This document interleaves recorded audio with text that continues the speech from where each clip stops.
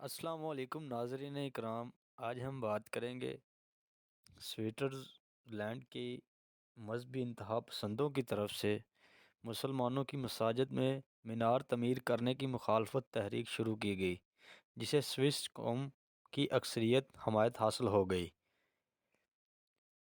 Video start کرنے سے پہلے چینل کو سبسکرائب کریں اور بیل آئیکن کو پریس کریں تاکہ نیو آنے والی ویڈیو آپ دیکھ سکیں۔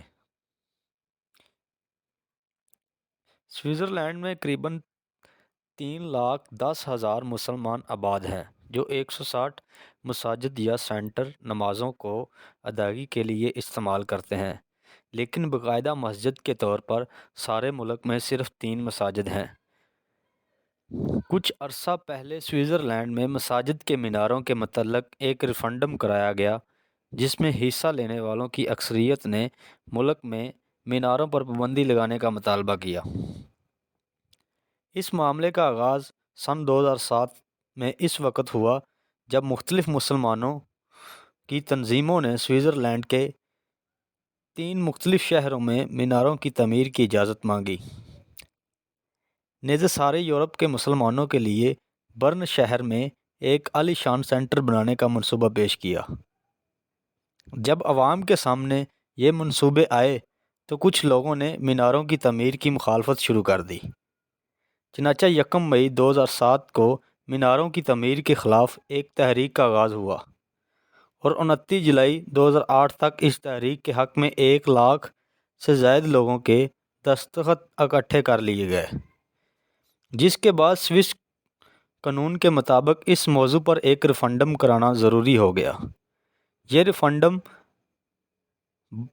29 نومبر 2002 کو منعقد کیا گیا۔ تمام اندازوں کے برخلاف 5.57% لوگوں اور سوئٹزرلینڈ کے 23 میں سے 19.5 کنٹونر نے میناروں کی ممانعت کے حق میں ووٹ دیا۔ سوئٹزرلینڈ کے قانون کے مطابق اس ریفرنڈم کو قانون کا حصہ بنانا ضروری ہو گیا، لیکن اس قانون کے سوئٹزرلینڈ کے دستور، جس میں آزادی مذہب کی ضمانت دی گئی ہے، اس کے ساتھ تضاد ہونے کی بنا پر بعض مسلمان تنظیموں نے سوئس سپریم کورٹ اور اسی طرح یورپین عدالت برائے انسانی حقوق میں اس کے خلاف اپیل کرنے کا عندیہ دے دیا۔ اس کا نتیجہ کیا نکلے گا، اس کے متعلق ابھی کچھ کہنا قبل از وقت ہوگا۔ میناروں کی تعمیر کے خلاف تحریک چلانے والے اپنے نقطہ نظر کے حق میں یہ دلیل دیتے ہیں کہ وہ مساجد کی تعمیر کے خلاف نہیں بلکہ صرف میناروں کی تعمیر کے خلاف ہیں۔